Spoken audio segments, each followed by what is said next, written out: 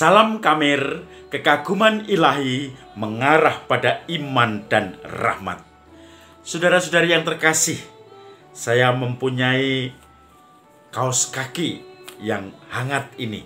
Tetapi sebetulnya kaos kaki ini hanya untuk menyimpan undian. Anda semua bisa dengan undian ya. Coba kita lihat, silahkan diambil. Sudah biasa. Nomor 2. Nomor mana ini? Nomor 2 ya. Anda nomor 2. Nah, kita ambil lagi. Siapa tahu kita dapat lotre undiannya. Nah. Nomor 2 lagi ya. Jadi ini nomornya 22. Kita ambil satu lagi supaya menggenapi 0 ya. Jadi yang keluar nomor ini undian saat ini adalah 220 ya. Ini nomor 2 kemudian 2 0. Maka silahkan yang biasa membeli lotre, silahkan beli 220. Siapa tahu malam ini keluar. Nah, ternyata undian seperti ini sudah biasa. Ini undian untuk arisan paroki Pemalang. Jadi selalu ngopioknya siapa yang tahu arisan cinta kasih itu kemudian keluarnya ini 220. Maka yang punya kode 220 dia akan mendapat hadiah hiburan. Nah, ini yang disebut dengan undian. Ternyata gereja juga tidak jauh-jauh dari undian-undian atau membuang undi.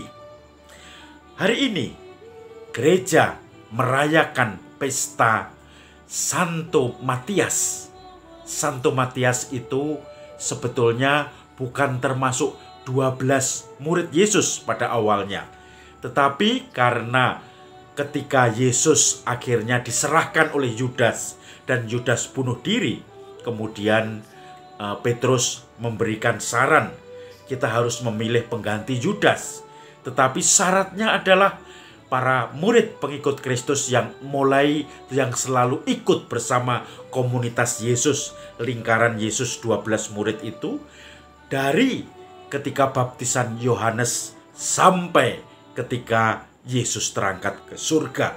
Itu artinya orang-orang harus hadir dalam periode itu, selalu mengikuti pengajaran Yesus. Itu yang disarankan Petrus.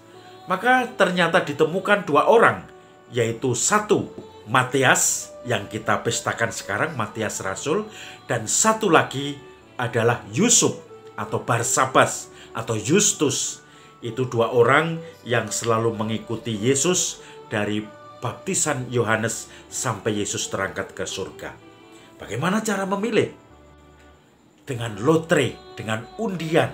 Tentu saja dalam suasana doa. Maka Matias akhirnya diputuskan karena undi itu memilih Matias. Dia diputuskan sebagai pengganti Yudas di antara 12 murid itu. Dan kemudian Matias juga diutus dan akhirnya dipercaya menjadi martir. Beliau, Matias ini, juga disebut Matias Rasul. Saudara-saudari yang terkasih, Injil hari ini bicara tentang kasih. Sama seperti Bapa mengasihi aku, demikian juga aku mengasihi kamu. Maka tinggallah dalam kasihku, yaitu ketika engkau melaksanakan firman dan perintahku. Saudara-saudari yang terkasih, Yesus juga mengatakan, bukan kamu yang memilih aku, tetapi aku yang memilih kamu supaya berbuah banyak. Maka Matias dipilih oleh Tuhan, walaupun dengan berbagai cara pilihan itu. Dalam Kisah Para Rasul dikatakan Matias dipilih sebagai rasul lewat undian, membuang undi.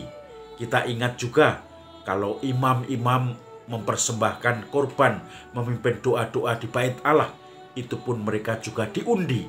Siapa yang mendapat undi, dialah yang memimpin peribadatan di bait Allah itu atau di sinagoga-sinagoga.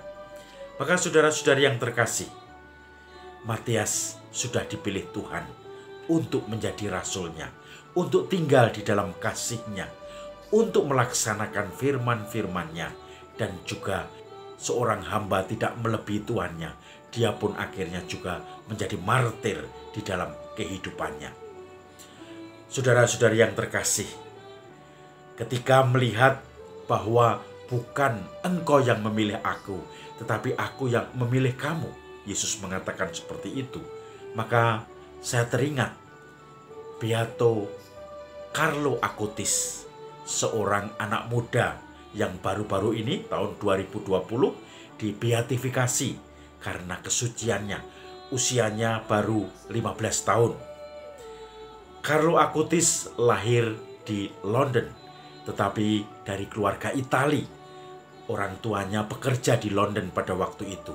Tetapi beberapa bulan kemudian, yaitu lahirnya tahun 1991, beberapa bulan kemudian Carlo dan keluarganya pindah ke Milan di Itali. Setelah itu, Carlo mengikuti budaya tradisi kekatolikan. Dia gemar berdoa, gemar menerima sakramen Maha Kudus atau Ekaristi harian. Dia juga gemar rosario. Bahkan dia bisa mempertobatkan orang tuanya untuk mengikuti Ekaristi harian. Bukan orang tuanya yang mengajak Ekaristi, tetapi Carlo muda ini.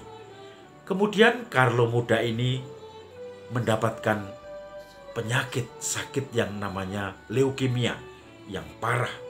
Maka dalam sakitnya dia mengatakan, saya mempersembahkan sakit saya, kanker darah ini, leukemia, untuk Tuhan, untuk Bapak Paus, dan untuk gereja. Maka dia selalu mendoakan Bapak Paus dan juga gereja. Dan dia sebagai orang atau anak muda yang senang ngegame atau gamer, tentu saja dia juga tidak bosan-bosannya bermain dengan komputer, dengan HP, dengan laptop, dan seterusnya. Maka dia juga programmer. Dia sebagai gamer, programmer, maka menggunakan HP-nya, menggunakan internet untuk mulai mengumpulkan mukjizat-mukjizat Ekaristi di seluruh dunia. Apa yang terjadi dengan Ekaristi, dengan mukjizat-mukjizat yang ada, dia kumpulkan. Dia membuat satu web khusus tentang Ekaristi dan mukjizat-mukjizatnya. Dan ini sangat membantu banyak orang untuk percaya kepada Tuhan, kepada keilahian Tuhan. Maka perannya sungguh sangat penting. Ketika dia wafat tahun 2006, kemudian 15 tahun kemudian dibuka, ternyata makamnya, ternyata jenazahnya masih utuh. Kemudian dimakamkan kembali di Assisi, di mana Santo Fransiskus Assisi berada di situ, juga dimakamkan di situ. Saudara-saudari yang terkasih, apa yang menarik di dalam makam yang dilapisi kaca itu, dia dikasih celana panjang jeans dan sepatu Nike, itu kesukaannya ketika masih hidup. Dan dia juga sebagai seorang gamer dan juga seorang programmer menggunakan talentanya untuk mewartakan kabar sukacita Tuhan, khususnya Ekaristi. Maka banyak orang mulai percaya akan kesuciannya sebagai anak muda, tetapi sudah mencapai kesucian. Pada tahun 2020, tahun lalu, dia dibeatifikasikan, dianggap sebagai beato dan sebagai pelindung orang pemakai internet. Karena ternyata dengan internet bisa digunakan untuk pewartaan Tuhan. Saudara-saudari, terutama kaum muda, silahkan menggunakan HP Anda, laptop Anda, iPad Anda, dan juga seluruh sambungan-sambungan internet, Facebook, WA, semuanya untuk pewartaan Tuhan. Untuk memberi semangat pada orang lain, bukan caci maki, bukan mengeluh, bukan berantem, bukan selalu menyalahkan orang lain, tetapi memberikan semangat, memberikan motivasi, menunjukkan keceriaan.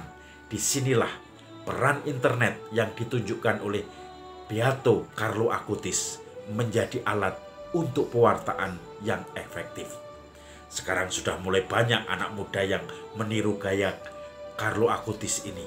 Dan ternyata itu sangat efektif, terutama di masa pandemi. Karena hampir setiap orang sekarang pegang HP, pegang Android, dan selalu bisa merasakan semangat penghiburan dari pewartaan lewat HP, lewat Android, lewat kemajuan teknologi ini. Bukan kamu yang memilih aku, tetapi aku yang memilih kamu supaya berbuah banyak. Salam Kamir, kekaguman ilahi mengarah pada iman dan rahmat.